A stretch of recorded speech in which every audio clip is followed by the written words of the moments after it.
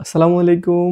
নতুন একটি ভিডিওতে আপনাদের সবাইকে স্বাগতম। আজকের এই ভিডিওতে আমি আলোচনা করব বুলগেরিয়াতে একজন ব্যাচেলরের হিসেবে আপনার টোটাল খরচ কত হবে, থাকা খাওয়া সব মিলে কত টাকা আপনার কস্ট হতে পারে বাংলাদেশি টাকায় বা বুলগেরিয়ান টাকায়, কত টাকা খরচ হবে। এই ভিডিওতে থাকবে সম্পূর্ণ টপিক। সুতরাং আপনি যদি থাকেন সিঙ্গেল থাকেন ডরমিটরিতে, আমি ডরমিটরি নিয়ে কথা বলবো বা বাইরের সাইডের নিয়ে কথা বলবো, কি পরিমাণ টাকা আপনার যেতে পারে। আমি থাকি ডরমিটরিতে, যেটা হোস্টেল বলে।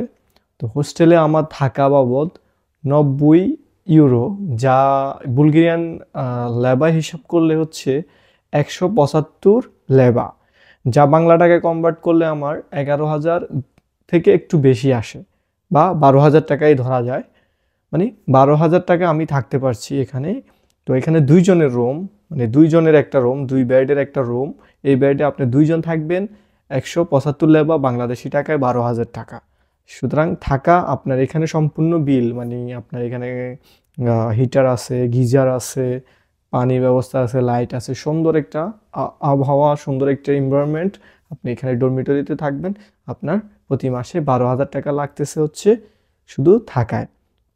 তো খাওয়ার দাওয়ার কীভাবে করবেন, এখানে কিন্তু কিচেনের ব্যবস্থা নেই, আপনাকে বাহিরে খেতে হবে অথবা রুমের মধ্যে রাইস কুকারে অথবা ইলেকট্রিক চুলা দিয়ে রান্না করতে হবে। তবে এটা ইলিগাল। তবে সবাই ডরমিটরিতে যারা থাকে সবাই কম বেশি রান্নাবান্না করে। সুতরাং রান্নাবান্নায় আপনার প্রতি মাসে কত টাকা খরচ যাইতে পারে আমি একটা ছোট্ট একটা আইডিয়া দেব। সুতরাং এটার কম বেশি যাবে আপনার খাওয়া দাওয়ার উপরে। সুতরাং এখানে চাল ডাল থেকে শুরু করে সব কিছুই পাওয়া যায়। তবে বুলগেরিয়া একটু ইউরোপিয়ান কান্ট্রিদের মধ্যে কস্ট কম, লিভিং কস্ট বলেন, থাকা খাওয়া বলেন, কস্ট কম আছে ওভারঅলে। প্রথম দিকে আমরা হয়তো এটা বুঝতে পারি নাই, এখন আস্তে আস্তে বুঝতেছি এখানে লিভিং কস্ট প্লাস থাকা খাওয়া সব কিছু একটু কস্ট কম আছে। তো আমি যদি মানে আইডিয়া করে আপনাদেরকে বলি, আপনি একজন হিসেবে আপনি হয়তো আপনার মানে 10,000 টাকার মধ্যে হয়ে যাবে সব কিছু। 10,000 টাকা যদি হয় বাংলা টাকায়, তাহলে আপনি খুব ভালোভাবে এখানে খাওয়া দাওয়া শেষ করতে পারবেন। আমার মানে আজকের কয়েকদিনের অভিজ্ঞতা থেকে মনে হচ্ছে, মানে তাহলে আপনার কত টাকা যাচ্ছে লিভিং কস্টে, আপনার থাকা যাচ্ছে হচ্ছে 12,000 টাকা বাংলাদেশি টাকায়, আর খাওয়া যাচ্ছে 10,000 টাকা। আপনি 22,000 টাকা দিয়ে খুব সুন্দরভাবে প্রতি মাসে লিভিং করতে পারবেন বুলগেরিয়াতে, বুলগেরিয়ার বার্না সিটিতে। সোফিয়ার অবস্থা আরও ভালো, সোফিয়াতে আরও কম রেটে পাওয়া যায়। সুতরাং আপনি বুলগেরিয়ার যেখানেই থাকেন 25,000 টাকার মধ্যে সব কিছু হয়ে যাবে, যেখানে অন্য অন্য ইউরোপিয়ান ওয়েস্টার্ন কান্ট্রিগুলোতে আরও বেশি পরিমাণ টাকা লাগে। মানে থাকা খাওয়া সব কিছু মিলে দেখা যাচ্ছে যে, আমি শুনেছি আমার ফ্রেন্ড সার্কেল অনেকেই থাকে, তো তাদের কাছ থেকে শুনেছি ওইখানে প্রায় আপনার 1,00,000 1,20,000 টাকা পর্যন্ত, আরও বেশি পর্যন্ত খরচ হয়ে থাকে। সুতরাং এখানে লিভিং কস্ট কম, জব অপরচুনিটিও কম।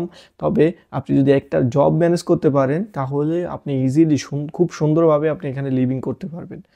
তো এটা একটা শান্তির শহর বলা যায়। আমি যখন ঢাকাতে বসবাস করতাম বা ঢাকাতে থাকতাম, আমার তখনও 15-16 হাজার টাকা প্রতি মাসে খরচ হতো ঢাকায়।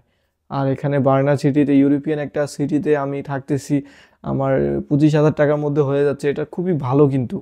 সুতরাং থাকা খাওয়া নিয়ে আপনারা টেনশন করবে না। তবে একটা টেনশনের বিষয় থাকে, ডরমিটরিতে থাকলে একটু খরচ কম, তবে রান্না করাটা খুব কষ্টের।